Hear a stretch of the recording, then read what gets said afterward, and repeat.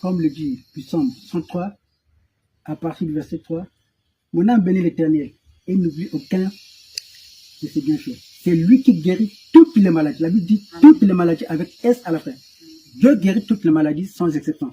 Vous savez, le gros arnaque, c'est quoi? C'est que la plupart des patients déclarent atteints du VIH. Quand ils vont à l'hôpital, leurs médecins ne leur envoient pas auprès des nutritionnistes qui sont censés leur donner un régime alimentaire approprié de ce qu'ils doivent commencer à manger le matin au petit déjeuner, à midi pendant le déjeuner et le soir. Pour accompagner justement le traitement. Le traitement. Même sur le traitement. C'est parce qu'ils savent que plus que ces patients vont avoir une bonne alimentation saine et équilibrée, ils auront une baisse. Non seulement une baisse, la maladie va disparaître. J'ai des patients déclarés atteints du VIH pendant plus de 10 ans qui n'ont jamais fait de ARV. Mais aujourd'hui, rien qu'après les avoir administré mon régime alimentaire, aujourd'hui ils sont en bonne santé.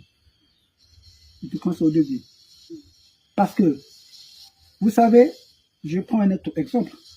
Quand vous avez une dépression, automatiquement ça fait pousser à ne plus avoir un appétit. Quand vous n'avez pas l'appétit, ça veut dire que votre système immunitaire sera désamorti. Et c'est comme ça, il y aura des maladies opportunistes qui peuvent surgir, qui n'ont rien à voir avec le VIH. Mais quand vous partez faire le test du VIH, on peut vous dire que vous avez le VIH, mais ce n'est pas le VIH. Par contre, vous avez d'autres patients déclarés atteints du VIH,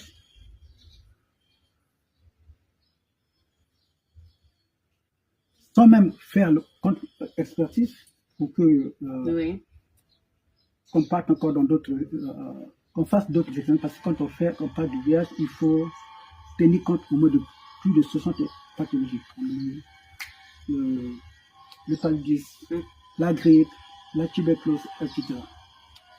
Quand vous avez ces pathologies-là, et que vous faites le test, ça peut être positif. Positif, je pense, on n'est pas malade. D'où, dans certains cas, on parle de faux positifs. Un peu comme le test du palu qui est toujours positif. Voilà. D'accord. C'est très très important.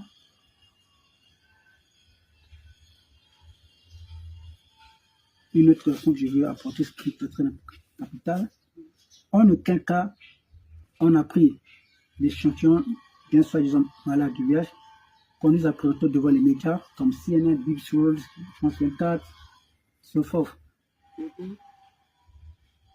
Pour nous montrer parce que